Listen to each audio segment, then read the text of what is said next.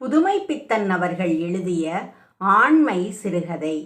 மனிதனின் உண்மையான ஆண்மையை பற்றிய ஆழமான சிந்தனையை தூண்டும் படைப்பாகும்.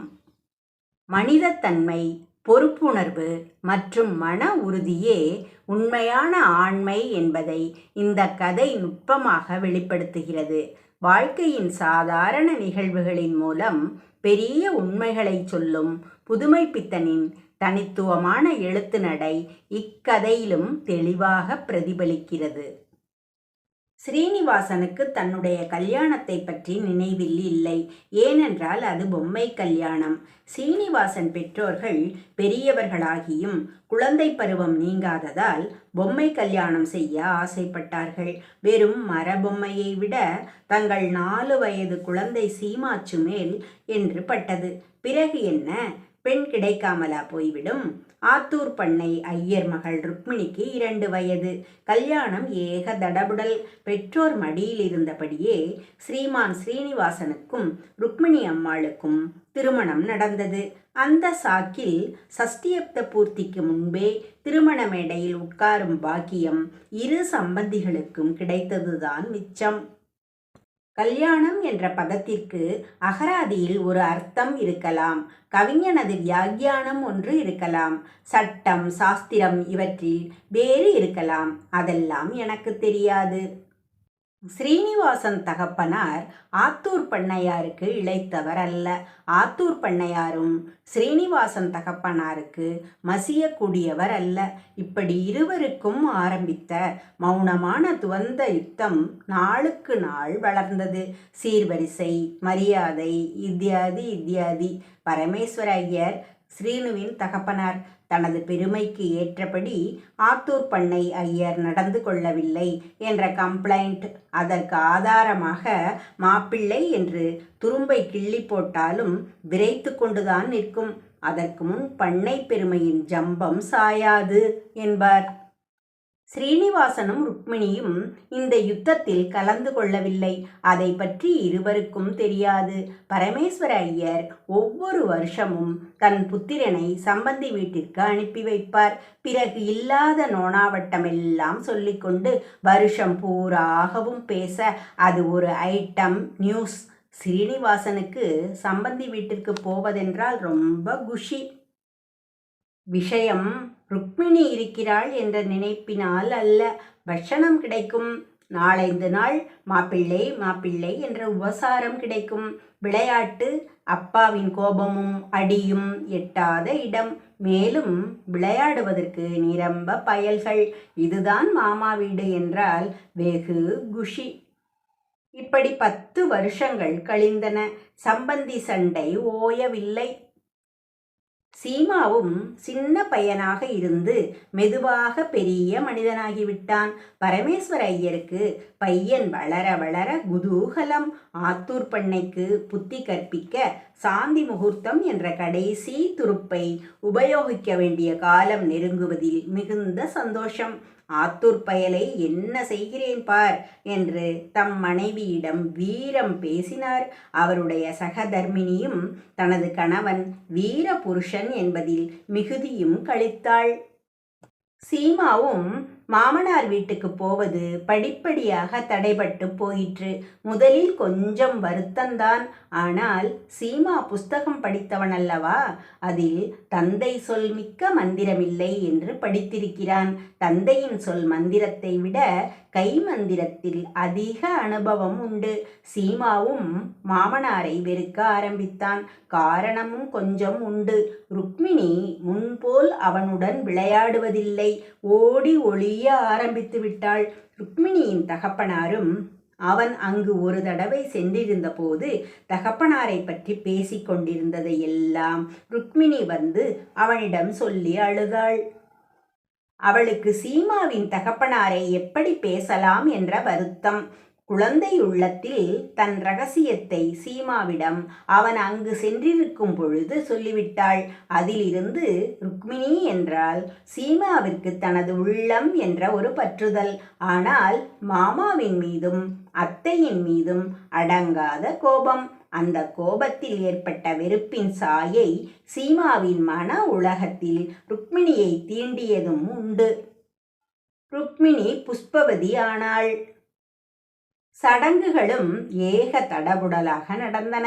ஆத்தூர் பண்ணை ஐயர் நேரில் வந்து அழைத்தும் அங்கிருந்து ஒருவரும் போகவில்லை.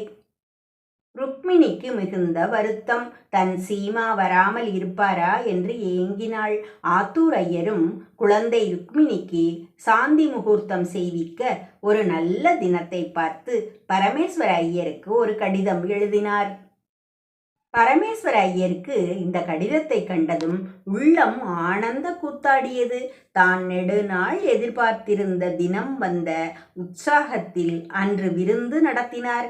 பிறகு சம்பந்திக்கு ஒரு நீண்ட கடிதம், ஏறக்குறைய குற்றப்பத்திரம் ஒன்று எழுதி அதில் 5000 ரூபாய் கையில் தந்தால்தான் தன் மகன் சாந்தி முகூர்த்தம் செய்வான் என்றும், மேலும் சம்பந்தி ஐயரவர்களின் சீர்வரிசை குறைகளை எல்லாம் இப்பொழுது சரிகட்டி மன்னிப்பு கேட்டுக்கொள்ள வேண்டும் என்றும் எழுதியிருந்தார். இந்த விஷயத்தில் சீமாவிற்கு மனத்தாங்கல்தான். இவ்வளவிற்கும் ருக்மிணி பாபம் என்ன செய்தாள் என்று நினைத்தான். ஆனால் தகப்பனாருக்கு அடங்கிய பிள்ளை. சொல்லவும் முடியவில்லை, மெல்லவும் முடியவில்லை. இந்த விஷயத்தை பற்றி ருக்மிணி தனக்கு கடிதம் எழுதுவாள் என்று எதிர்பார்த்தான். அவள் எழுதினால் அவன் நாவல்களில் படித்த கதாநாயகி போல் ருக்மிணியும் தன்னை காதலிக்கிறாள் என்று அப்பாவின் கோபத்தையும் எதிர்ப்பதற்கு தயாராக இருந்தான். ஆனால் கடிதம் வரவில்லை. சீமாவிற்கு பெரிய ஏமாற்றமாக இருந்தது. ஒருவேளை நாவல்களில் படித்த மாதிரி வேறொருவனை காதலிக்கிறாளோ என்னவோ. பொம்மை கல்யாணம் செய்யப்பட்ட பெண் வேறொருவனை காதலித்து கடைசியாக பிரம்ம சமாஜத்தில் கல்யாணம் செய்து கொள்வதுதான் நாவல் சம்பிரதாயப்படி சுவாரஸ்யமான முடிவு. அப்பொழுதுதான் கதாசிரியனும் வாசகர்களே என்று ஆரம்பித்து குழந்தை கல்யாணத்தின் கொடுமைகளை பற்றி வியாசம் எழுத முடியும். சீமாவின் உள்ளத்தில் என்னவோ எண்ணங்கள் எல்லாம் குவிந்தன. ஆனால் ருக்மிணியின் மீது ஒரு பெரிய ஏமாற்றம்தான் மிச்சம். கடிதம் வரவில்லை. சீமாவிற்கு ஒரு யோசனை தோன்றியது. ருக்மிணியை இரகசியமாக கவனித்தால் அல்லது அவளை சந்தித்தால் தன்னை காதலிக்கிறாளா என்று கண்டுபிடித்து விடலாமே என்று தோன்றியது. அப்பாவிற்கு தெரியாது போக வேண்டும். சீமா இப்பொழுது சென்னையில் படித்து கொண்டிருக்கிறான். அப்பாவிற்கு தெரியாமல் போவது அவ்வளவு கஷ்டமல்ல. பள்ளிக்கூட மாணவனுக்கா தகப்பனாரிடம் இருந்து பணம் தருவிக்க வழி தெரியாது? ஆத்தூர் ஐயர் அவர்களுக்கு பண்ணை திமிரும் சிறிது உண்டு. பரமேஸ்வரன் தன் வழிக்கு வராமல் எங்கு போய்விடுவான் என்று தைரியம். தன் சொல் சக்தியால் பரமேஸ்வர ஐயர் வேறு பெண் சீமாவிற்கு பார்க்க எத்தனித்தால் தடுத்து விடலாம் என்ற தைரியம் இருந்தது. பயல் சீமாவும் இப்படி இருப்பானா என்று கூட சில சமயம் பேசியது உண்டு. இதை கேட்ட சமயமெல்லாம் ருக்மிணிக்கு கண்ணீர் வரும். அவனை மறந்துவிடு, கொட்டத்தை அடக்கி விடுகிறேன் என்று ருக்மிணியிடம் சொல்லிய காலங்களும் உண்டு. போங்கள் அண்ணா என்று கண்ணீர் விட்டு உபவாசம் இருப்பதே ருக்மிணியின் வழக்கமாகி விடும் போல் இருந்தது. அவள் கணவன் என்ற வார்த்தையின் பூரண அர்த்தத்தை அறிந்தவள் அல்ல. உள்ளத்திலே ஏதோ தன்னையறியாத பக்தி பாசம் சீமாவின் மீது வளர்ந்து கொண்டே இருந்தது. சிறு பருவத்தில் அவனுடன் விளையாடினதெல்லாம் 1ற்கு 10ஆக உள்ளத்தில் விளையாட ஆரம்பித்தன. எத்தனையோ தடவை அவருக்கு கடுதாசு எழுத வேண்டும் என்று காகிதங்களை எடுத்து முன்வைத்த நேரங்கள் உண்டு. ஆனால் என்ன நினைத்து கொள்வாரோ, மாமாவிற்கு தெரிந்தால் பெரிய அவமானம் என்ற பயம். ஊர்வாயை மூட முடியுமா? ருக்மிணி வாளா வெட்டியாகிவிட்டாள் என்று ஊர் கிளங்களிடையே பேச்சு. ஊர் சிறுமிகளுக்கும் ருக்மிணி என்றால் சிறிது இளக்காரம். இதனால் ருக்மிணிக்கு ஆறுதலாக ஒருவரும் இல்லை. அவள் தாயார், அவள் தகப்பனாரின் எதிரொலி. ருக்மிணி இயற்கையிலேயே நல்ல அழகி. சிறு பிராயத்திலேயே ஆளை விழுங்கும் விழிகள், அதுவும் இயற்கையின் பரிபூரண கிருபை இருக்கும் பொழுது. ஆனால் கூம்பி சாம்பிய உள்ளத்தின் உள்ளொளி அவளது துயரம் தேங்கிய கண்களில் பிரதிபலிக்கும். அவளை பார்க்கும் பொழுது நம்மை அறியாத பெருமூச்சு வரும். ஊர் பேச்சிற்கு பயந்து அதிகாலையிலேயே ஆற்றிற்கு சென்றுவிட்டு வந்துவிடுவது வழக்கம். ஆத்தூரில் ஊருக்கு சற்று கூப்பிடு தூரத்தில்தான் ஆறு உள்ளது. ருக்மிணி பயமற்றவள். அன்று விடியற்காலை நிலா பால் போல் காய்ந்து கொண்டிருக்கிறது. ருக்மிணி குடம் எடுத்துக்கொண்டு குனிந்த தலை நிமிராமலே ஆற்றிற்கு செல்கிறாள். கண்களிலே சற்று கூர்ந்து முகத்துடன் நெருங்கி நோக்கினால் சந்திரனில் பிரதிபலிக்கும் கண்ணீர். அந்த ஆறுதான் அவள் கவலையை கேட்கும். ஆத்தூர் சிறிய ஸ்டேஷன். 3 மணி வண்டி கொஞ்ச நேரம்தான் நிற்கும். சீமா அதிலிருந்து இறங்கினான். எப்படியாவது ருக்மிணியை அவள் பெற்றோருக்கு தெரியாமல் காண்பது என்ற நினைப்பு. கண்டு அவளிடம் என்ன பேசுவது, என்ன சொல்வது என்றெல்லாம் அவன் நினைக்கவில்லை. அவளை எப்படி தனியாக ரகசியமாக சந்திப்பது என்று கூட எண்ணவில்லை. வீட்டின் பக்கம் சென்றால் வெளிமுற்றத்திற்கு வரமாட்டாளா, வந்தால் தன்னை அடையாளம் கண்டு கொள்ள மாட்டாளா என்ற நம்பிக்கை. அவன் அவளை சந்தித்து வெகு நாட்களாகி விட்டதென்ற, ஏறக்குறைய 5 வருடங்களுக்கு மேலாகி விட்டதென்ற நினைப்பே இல்லை. ஸ்டேஷனில் இருந்து வந்தால், அதாவது அங்கு வண்டிகள் கிடையாது, நடந்து வந்தால் அந்த பாலமற்ற ஆற்றை கடக்க வேண்டும். நடந்து வருகிறான். கரையேறி அக்ரஹாரத்திற்கு நேராக செல்லும் பாதை வழியாக நடந்து வருகிறான். மனத்தில் பயம் கொஞ்சம் பட் பட்டென்று அடித்து கொண்டது. எதிரே ஒரு பெண் வருகிறாள். அவள்தான். விதியும் கோளை சீமாவின் மேல் கருணை கூர்ந்தது போல் அவளை அனுப்பியது. பால் போன்ற நிலாதான். சிற்றாடை கட்டிக்கொண்டு சில சமயம் சீமாவென்று கூப்பிட்டு பின்னோடு அலைந்து கொண்டிருந்த ஒரு குழந்தை திடீரென்று 14 வயது நங்கையாக, அதிலும் அழகியாக மாறியதைக் கண்டால் யாருக்குத்தான் அந்த மங்கிய நிலவில் அடையாளம் கண்டுபிடிக்க முடியும்? அவள் தன்னை கடந்து செல்லும் வரை கூர்ந்து கவனித்தான். உள்ளம் அவள்தான் என்று காரணமற்று கூறியது. ஆனால் அவள் ஜாடையெல்லாம் மெதுவாக பெயரை சொல்லி கூப்பிட்டால் நம்பிக்கை யாரை விட்டது? ருக்மிணி. அந்த பெண் திடுக்கிட்டு நின்றாள். ருக்மிணி. வந்தவள் ருக்மிணிதான். தன் பெயரை கூப்பிட கேட்டதும் பயம், வாயடைத்த பயம். ஆனால் குரல், ஜாடை எல்லாம் 2ஆம் முறை சப்தத்தில் யாருடையது மாதிரியோ பட்டது. ருக்மிணி என்றான் மறுபடியும் சற்று தைரியமாக. யாரது என்றாள். நான் தான் சீமா. வார்த்தைகளை கேட்டதும் அவள் உள்ளத்தில் தாங்க முடியாத குதூகலம், அதில் பிறந்த சோகம். கண்களில் ஜலம் தாரை தாரையாக பொங்கியது. அழ வேண்டுமென்றிருந்தது, சிரிக்க வேண்டுமென்று தோன்றியது. கண்டத்தில் ஏதோ ஒன்று கட்டியாக உருளுவது போல் இருந்தது. உதடுகள் அழ வேண்டுமென்று துடித்தன. உதட்டை மெதுவாக கடித்து கொண்டு விழுங்கினாள். ருக்மிணி, என்ன இன்னும் அடையாளம் தெரியவில்லையா? இன்னும் சந்தேகமா? இல்லை, ஆத்திற்கு வாங்க, போவோம் என்றாள். நான் அங்கே வரவில்லை.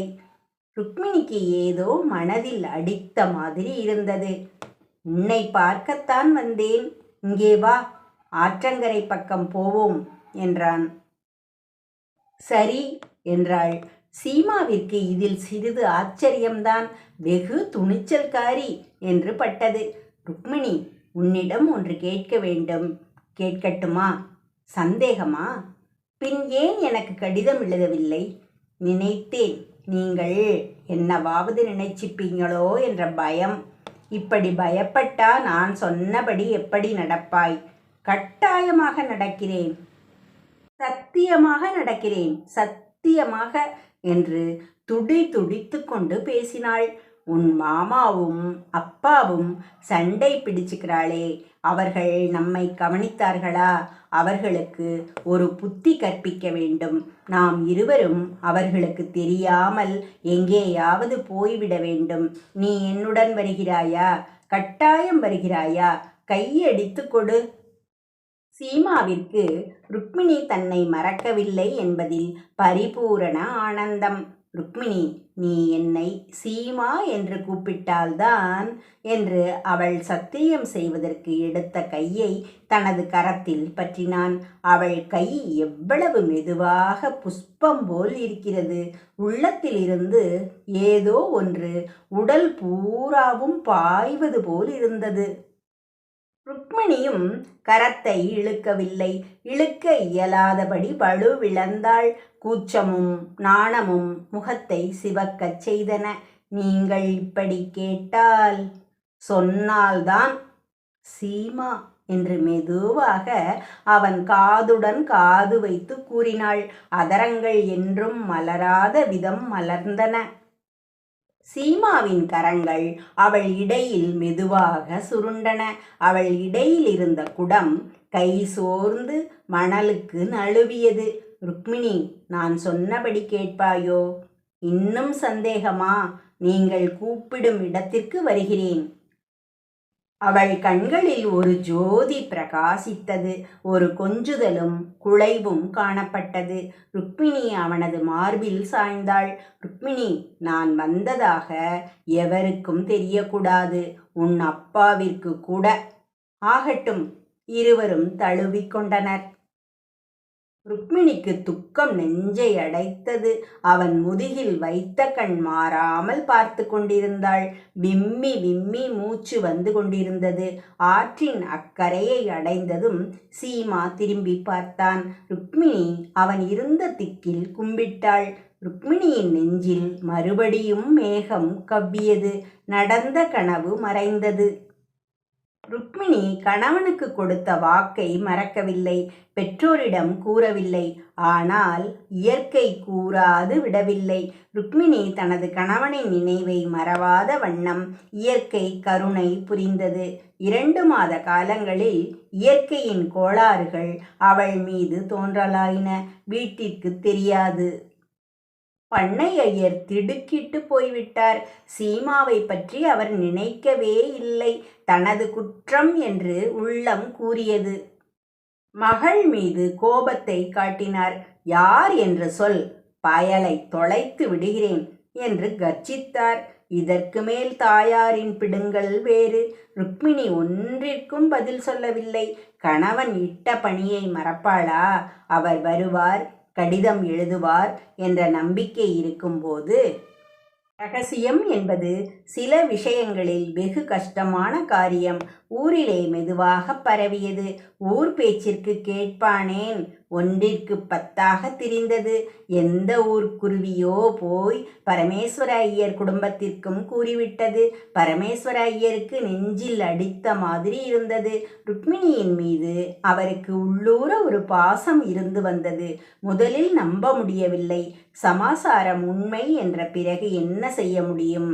சம்பந்தியின் மீதிருந்த கோபத்தை எல்லாம் ருக்மிணியின் மீது சுமத்தி தம் மகனுக்கு நீண்ட கடிதம் எழுதிவிட்டார்.